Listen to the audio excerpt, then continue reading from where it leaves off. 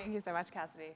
Hi, everyone. My name is Rania Bautista. I am a part of the Project Play team, managing a few of our community initiatives, some of which will be highlighted throughout the next 2 days. So we're very excited about that. I'm thrilled to be here today.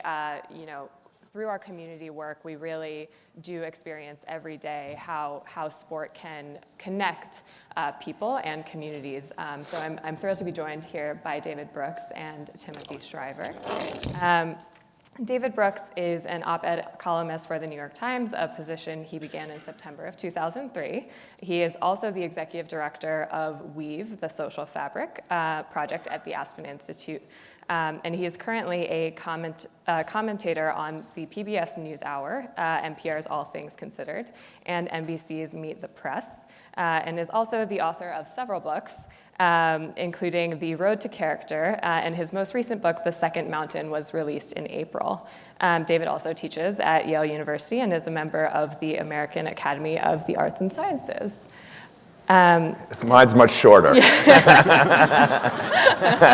You can just say Tim. Right. That'll be enough compared to that. And of course, Tim, we have you leading the International Board of Directors, and you serve with over 5.6 million Special Olympics athletes in over 172 countries to promote health and education and a more unified world through the joy of sports. So thank you so much for being here. We're thrilled to learn about how sports can play a role in really weaving an inclusive social fabric. So to start off, David, you are the executive director of Weave at the Aspen Institute. Can you speak a little bit to what exactly the role of this project is and what you mean by social fabric? Sure, pleasure to be here. Sports gave me my philosophy of life. When I was 8, the New York Mets miraculously won the World Series in 1969, and I've believed in miracles ever since. The ensuing 50 years of futility. So when my daughter Naomi was 5, she walked into a hockey rink and fell in love with hockey. She just felt at home at the rink. And she's now 26, and she works for the Anaheim Ducks in their youth coaching program. And my son, at about the same age, fell in love with baseball. And baseball became the language he and I used to talk to each other through his childhood. And now he works for something called Koa Sports, which is a sports coaching thing. And they both do this sort of work. And wouldn't it be great if when they came into their facilities, they had a set of skills that allowed them to know the children they're working with deeply and to be deeply known by them? And this set of skills is the key set of skills in a pluralistic society where we have to see each other across difference and see depth in each other. When I cover politics, mostly I cover people who feel unseen and unheard and unrespected. Wouldn't it also be great if they walked into their jobs with a clear moral vocabulary about how to lead a meaningful life and how their life every day is a pilgrimage on a journey to some ultimate purpose? And wouldn't it be great if they lived in a society that encouraged them to think this way rather than encouraging them to think the opposite way?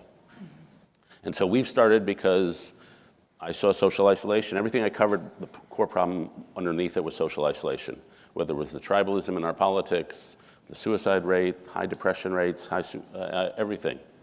But I found people are solving it at the local level, who we call weavers, and these are geniuses at relationship building. And we traveled around the country just meeting hundreds and hundreds of them, and tomorrow I'll be around Detroit meeting more. And what we found is they all have the same values: radical mutuality. They never say, I'm doing something for someone. It's always, we're all equal, we're all broken, we're all in this together. Radical hospitality. If you knock on the door, they open it. And what I found was people living a better way. And some examples, Lisa Fitzpatrick was a healthcare executive in New Orleans who was in her car. She saw 10, 11-year-old kids with something in their hands. They lifted it up, it was a gun, and they shot her in the face. And she recovered. And she learned that they had shot her because a gang initiation ritual. To get into the gang, they had to shoot somebody. And they realized that she wasn't the victim of this crime. She was just collateral damage. The boys who have to shoot somebody to get into a family are the victims here. And so she now does her work for helping gang members in New Orleans. A woman named Sarah Atkins came home one day and found that her husband had killed their kids and himself. And she now works with women who have suffered from violence. She helps them out. Her life is pure gift, pure selfless love. And she says, I did it because I was angry. Whatever that guy tried to do to me, screw you, you're not going to do it to me. And so she has what our friend Richard Rohr calls a bright sadness. She's seen some of the worst in humanity, but she's also seen the best. And in my view, society changes when a small group of people find a better way to live and the rest of us copy them. And these people, these weavers, have found a better way to live. And we're all somewhere on a continuum between complete isolation and complete beloved community. And wherever we are on that continuum, we'd all do better to move a few steps over. So what we, as Weave, do is, like, how do each of us move a few steps over? What are the tools we need? What are the knowledge we need? And how do we have to transform ourselves? And I will say, being around, one of the proudest moments in my life recently was I've done 2 interviews with this radio host named Krista Tippett. And the second, they're 5 years apart. And the second, she said after our interview, I've never seen anybody change so much. And it's because I'm around those weavers. And they just teach you a more open and vulnerable and more caring way to live. And so it's been transformational for me, and it would be transformational for the country if we could get their values spread around a little.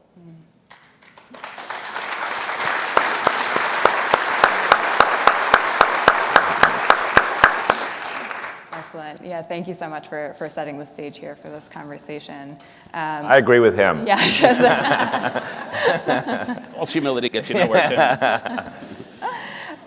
Tim, as the chairman for the Special Olympics, you have a unique perspective about the role that sports can play in creating an inclusive social fabric. Can you speak a little bit to your efforts in creating a unified generation? Yeah. Well, so first of all, thanks for having me, and thanks all of you for coming, and congratulations, David, on your work, sincerely.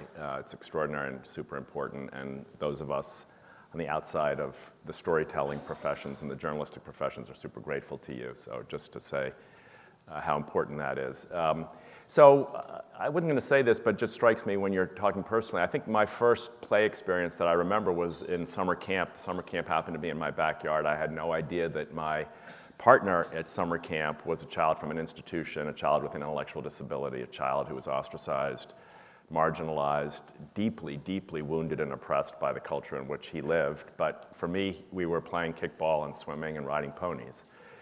And I'm super grateful to my mom for having given me that experience without categories, without barriers, without limitations that were otherwise omnipresent in the culture. What was not present for me was any of that, because why? What we were doing, we were playing. And in play, those barriers tend to either not exist or fade away quite quickly. The work that became the Special Olympics started as a summer camp in my backyard. In 1968, in the midst of that painful summer, or that painful year for our country and for so many of us, my mom chose the idea of labeling people with intellectual disabilities, 196,000 of whom lived in institutions in 1968, behind concrete walls for their entire lives. Having committed no crime, no offense whatsoever. Almost 200,000 Americans in prison for nothing in 1968. She chose 1,000 of them and decided to call them Olympic. And most people would have, journalists included, would have dismissed that as a pleasantry, a nice kindness, a gentle thing. But of course, they weren't Olympic, right? Of course, highest, fastest, greatest, strongest, that's not them. So her challenge in some ways was to the culture to rethink what it means to have human greatness, right? But it was also a deep challenge to the world of sport, honestly.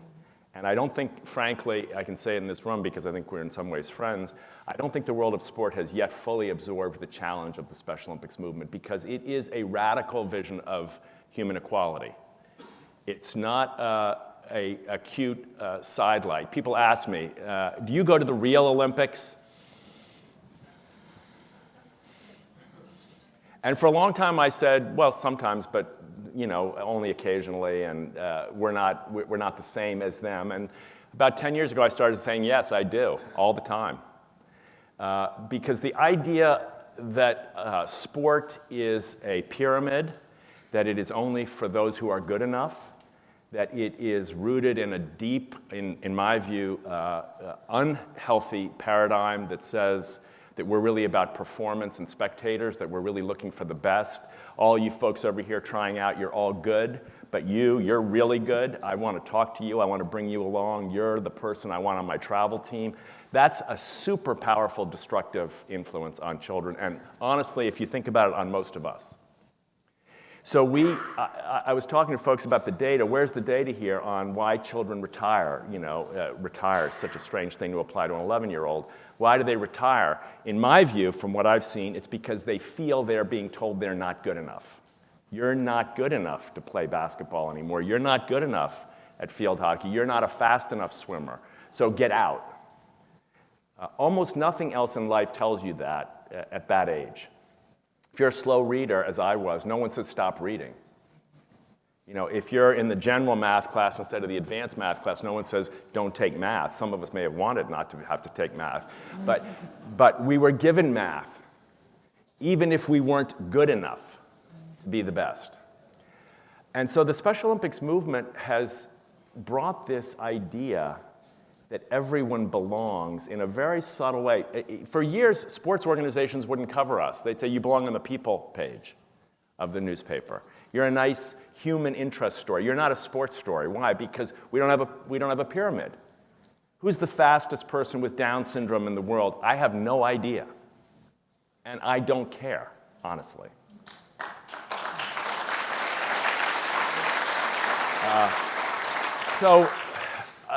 I think in the world today, now we have ESPN, and we're very fortunate to have them as both a presenting sponsor of Unified Sports, which is sports for children, young people, adults, elderly people with and without intellectual disabilities. Why? So the labels disappear. So the potential for crossing boundaries that the society has given us that constrain our capacity for deep connection. Because as a person with an intellectual disability, I am automatically marginalized and unlikely to develop a personal or deep relationship with anyone in this room. Let's just accept that at the outset. Almost everyone in this room has a barrier if they want to develop a deep relationship with a person with intellectual disability, driven mostly by the label, not by the condition. So Unified Sports is an attempt to put people on the same team and to marshal the lessons of sport not for people with intellectual disabilities, but from them. And what we started to understand about 10 years ago was that most of the stories we were hearing in our world were about people who don't have disabilities being transformed by the vulnerability and openness and trust and guts and raw, reckless bravery of their counterparts who have an intellectual challenge. And so we started to think, and they deserve this not as a patronizing, condescending, sweet pinch on the cheek, oh, aren't you cute, you ran your race, but as a raw social challenge to all of us and an interpersonal challenge. If you watch the average Special Olympics race, you'll see a runner come down the track here. And you have to understand, and many of you will know this, that runner, let's say she's 12 years old, was probably a source of pain when she was born. And probably has had more than her share of visits to the hospital and the doctors. And unlikely to be welcome in daycare, and unlikely to be welcome in school, and unlikely to have ever been invited to a birthday party if she's 14 years old. And so she's on this track, ready to run her race, and you're in the stands ready to cheer for her, and she runs down the track and she finishes in third or fourth place, and what happens? Her arms go up in the air. And many people tear up when they watch this. I still do. Not because I feel sorry for her, but because I wish I were more like her. And not because she has an intellectual disability, but because she has the bravery to reveal that she herself believes that her best is enough. So instead of the opposite, you're not good enough, this is a sports movement that tries to embody the idea that your best giving of yourself is enough. You're no longer going to be compared. I'm no longer going to end up comparing myself to David or to someone else. I'm going to do my best and be in an environment in which that's rewarded. So, I think the Special Olympics movement pushing this model of inclusive sport has something to offer people with intellectual disabilities. It has something to offer schools. I think someday in this country there'll be a boys basketball team at any local high school and a girls basketball team thanks to Title IX. And someday thanks to some new innovation, yes, Title IX deserves credit, but someday thanks to some new innovation, there'll also be a Special Olympics unified team in every high school in America. And and when that happens, the guy who's 4'11", who has Down syndrome, who charges into the pep rally when the whole school is assembled and the cheerleaders are cheering and the band is playing and the school newspaper is writing down the stories of the heroic sports champions of the school, that guy who's 4'11" with Down syndrome will be featured on the sports section as an iconic representative of human greatness at that high school. And children will grow up with a whole different view because sports will have broken down the barrier, I hope, once more, as it did in Jackie Robinson's case, as it did in Billie Jean King's case, and so on and so forth. It will have helped us to break down an age-old barrier that couldn't be broken by anything else. Mm-hmm. Absolutely.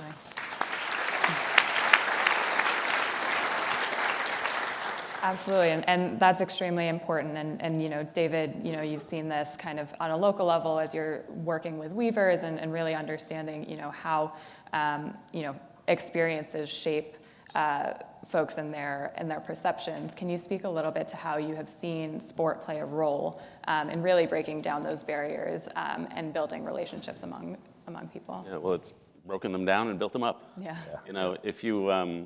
If when we think back of 13th century France, we think of cathedrals. We think, that was a society organized around cathedrals and churches. 500 years from now, when somebody looks at our society, they'll see gigantic sports arenas and baseball fields. I mean, this is the big religion of our society. And in some ways, that's great. In some ways, it's a challenge. And the reason sports are so dominant, I think, in people's mindsets, and I had a miserable night because the Mets lost and knocked themselves out of the playoffs last night. So I'm a Red Sox fan, so go to relax. Yeah. How's that Bill Buckner thing working for you? See, its ugliness is already started. It's 1986. We're going to go right there. I know. I'm still waiting for that last out in this game. But so we live in a capitalist economy. We live in a meritocratic economy. And it's about competition for excellence. And that's fine. But you have to have a counter-moral system.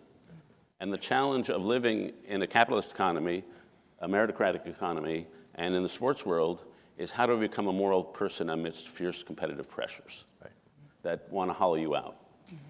And they want to hollow your society out. I mean, this refers to what you were saying. If you want to really destroy your society, tell the truth by your action, if not your words. People who achieve more are worth a little more than everybody else. Right. And we tell that with our actions all the time. And that's a good way to rip apart your society. So how do you balance that with a different moral system? And to me, that's what we're trying to figure out. Right. And I find examples of people who have found that with a different moral system. In my own kid's life, we both sent our kids to the same baseball camp. A guy named Coach Mack, John McCarthy is his name. It's called Home Run Baseball in D.C. And every day, but first, you noticed, and I noticed this in schools, coaches are the only people doing moral character. Teachers are teaching history, English. The coach is teaching discipline, how to live with suffering, how to come back from defeat. And Coach Mack, because kids really care about sports, had an authority that nobody else had. And he'd take a little 8-year-old kid and he'd say, good eye contact, way to tie your shoes, way to be neat. And then he would give sermons before practice, and the parents would all stay around for the sermon. My kids aged out, and I would still show up for the sermon. And so the promise of sport is that everybody cares so much. And the challenge of sport is knowing how to frame that moral philosophy. And to me, it's a philosophy that really is about intimacy and meaning, and creating those things, and frankly, in learning how to deal with failure and the suffering that comes from failure and how to grow from that. In my view, and certainly in my life, I've never become a better person without some amount of suffering. And there's a theologian named Paul Tillich from the 1950s who said, suffering is an interruption of your life. It reminds you you're not the person you thought you were. Those moments when you're feeling pain, he said it carves below the floor of the basement of your soul and reveals a cavity below that, and it carves below that and reveals a cavity below that. You just see deeper into yourself than you saw before. And you realize that only spiritual and relational food will fill those deep places. And suffering can come from the loss of a loved one, but even a cost can come from complete humiliation on the pitcher's mound. And so sports provides that drama, and speaking into it with some moral system is, I think, something we're still all fumbling for.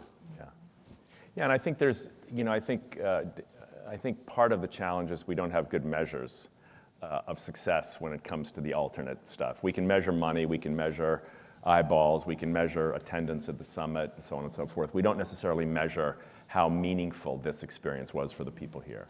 So Aspen will look at this and think this was great, David Brooks was here, and all you folks were here, and people did good things.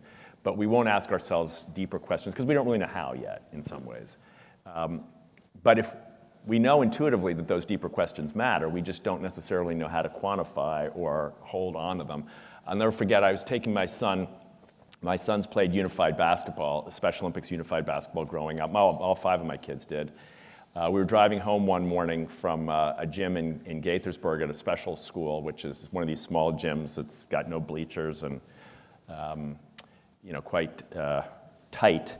Anyway, they played basketball all morning, and my 12-year-old son, Sam, was in the front seat, and I was feeling guilty because they were, sort of complaining a little bit about having to go to Special Olympics, and I really didn't want them to do this out of duty, right? I didn't want my kids to feel like they were being forced into this Special Olympics view. So anyway, I started to have a meaningful conversation with 2 boys on a Saturday morning. I sort of asked them an open-ended question, what do you really think about this? And there's nothing, radios blaring in the old days when there was radios. And so I turn off the radio, and Sam says, why are you irritating me? So I said, I just want to know what you really feel about this. And he says, Dad, you're the most irritating person. He says, oh. So then he says, let me explain it to you. This is a 12-year-old on a Saturday morning, just having left a basketball practice with special needs kids and non-disabled kids playing together. He says, if you took me to Disney World right now, I'd be the happiest kid on earth. We'd go on roller coasters, we'd have a good time, we'd have a blast. And I have no idea what he's talking about, right? So he said, the only problem is when it's over, it sucks. No offense to the Disney people here. When it's over, it sucks. He said, when we go to Special Olympics, that's the kind of fun that lasts. And he said, now turn the radio on. I gave you an answer. So I'm thinking to myself, how at a deeper level, like this deeper relational level, he has at 12 already made a distinction between the fun, which he wants at Disney World, and the fun that lasts, right? He's already begun to frame a value proposition that distinguishes the two and understands that that they're different. And that he wants, I'm sure, both still. He's 27 now. I'd like him to spend less time at Disney World. But I think sports gives us the chance, if framed in ways that promote this cross-in-group, out-group. The problem, again, for me, the biggest problem we face in sports is selective clustering of people around ability level that narrows the field of experience and stigmatizes everybody else. Mm-hmm. That when we cross out of that, we get the chance to build these kinds of relationships that not only help us learn from, striking out with the bases loaded, but also help us learn about each other in ways that help the social and the cultural fabric weave more tightly together. Is that a good use of weave? Every use of weave is a good use of weave. Yeah, absolutely. And I would love to hear, what is the role of adults then in really shaping that experience and shaping those relationships among kids as we think about, again, kind of breaking down those barriers and also the highly competitive experience that you mentioned, David. What have you seen? Yeah, well, as you were talking, I was thinking about these 2 experiences. Yeah. And I've come to cherish a distinction between happiness and joy. Right. And then happiness is when yourself expands. You win the Super Bowl, you're happy, you did something well. Right. 2004, Red Sox. Yeah. Just saying. And joy is when the So happiness itself is bigger. And joy is when the self isn't even aware of itself. So we feel joy when we're dancing with others. We feel joy in combined movement with others. Like in the midst of a basketball game, where you're not even aware of yourself. The game is you. Right. And your teammates are all one thing. And that sort of self-transcendence is... and so I do think highlighting those two goods, and my view of life is happiness is good, but joy is better. Yeah. And I remember once I came home from the news hour on Friday, and I pulled into my driveway, and my 3 kids, who were then 12, 9, and 4, were in the backyard. And they were kicking a ball up in the backyard, chasing it across the lawn, and they were having the greatest time ever. And they were just tumbling over each other and giggling. And I see this through the windshield, a scene of perfect family happiness. And like the sun was coming through the trees, and for some reason my lawn looked perfect. And I remember, like, I just sat there, and it was one of those moments that all parents have experienced it, and maybe everybody who's worked with young people has experienced it. Sort of reality sort of slips outside its boundaries, and it's a feeling of joy that's greater than anything you ever feel at work, and greater than anything you could ever deserve. And it was just like a deep emotional connection to other people whose lives were in a moment. Yeah. And so sports should be about both those things. Yeah. I believe in winning, like trying. Kids really want to win. They desire greatness, they desire heroism. But then the question is how the parents do this. So I was a parent at a very competitive team where we had a weird concentration of talent of baseball in our little town, and 4 of our 12 players went to play professionally. One's in the majors right now, and so it was this weird thing. And so all of a sudden we were good because we had these kids. And I would say I look back on that period with some like, what the hell was I thinking? Because it took over life. It was our community. And the kids, you wanted them to be happy. And so I would like pray to God, take off 5 years of my life, just let them throw a strike. And so I'm familiar how you can get caught up in this mania. You want so much for the happiness of your kids, and you're willing to do anything for that. And this seems like the route to their happiness, being good at this game. But in retrospect, it was a mania. And in retrospect, I think my son, who still loves baseball, coaches baseball, but he wishes he had played more sports and not done 120 games of baseball every year. I think sometimes you just get the means end thing mixed up. What's the thing that you probably know this, David Stendhal-Rassi, don't be grateful when you're successful, or don't be grateful because you're successful. Be successful because you're grateful. If we start with the starting point of everybody counts, then you can have victory, you can win, but you don't have to defeat someone else to get there. You don't have to crush, destroy, overrun, eliminate the other. And in some ways, we're living in a culture dominated by what I would call othering, because we've lost the resources necessary both to handle our internal struggles as well as our relational trust. Respect is at an all-time low. We all know this data. And so there's a huge amount of blame and shame others. If we can overcome that, and this is, and I think to myself, what does the world of social and emotional learning have to teach us in sport? I think it is that we can in sport teach empathy. We do. We do teach good perspective taking. These are social and emotional skills that schools are now quite interested in. We teach the value of courage and bravery under duress, and in fact, in times in confronting huge obstacles. What we don't teach in sport is the one that I think is most important in the Special Olympics experience, which is the belief that everyone belongs. And if we added that to the mix, then I think we have the greatest power of sport to heal cultural and social problems that are urgent now, that need sport. It doesn't just need the Red Sox to beat the Mets.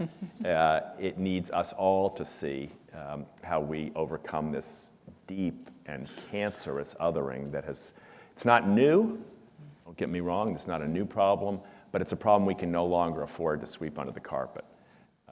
And I think if we think about all the data shows that participation makes people healthier, improves academic performance, improves civic engagement, social belonging, and all these things. The idea that we would rob 90 to 95% of our kids of those experiences by design, which let's just call it what it is, that's what we do today. By design, we eliminate 95% of the basketball players from basketball by the time they're in high school. That's a broken model, in my view. And if you want an icon for changing it, think of the Special Olympics athlete you maybe imagine running down this track. She will never play in front of an audience in the current paradigm, unless an organization like ours creates some experience for her. And that's a profound flaw in the paradigm in which we live, and one which we could heal and still allow people to be great at baseball, but not to be great at baseball at the expense of no one else ever getting the chance to play. Absolutely. And I think, as we're watching the countdown clock click here, we could really continue this conversation. And we'll just plug, we're heading into workshops to really deep dive into the subjects here, both, how to create inclusive programming and spread beyond the walls of this room, and also how to effectively tell your story in that way. So with that, would really love to thank you, David Brooks and Timothy Shriver, for joining us here today to share your insights. Thank you.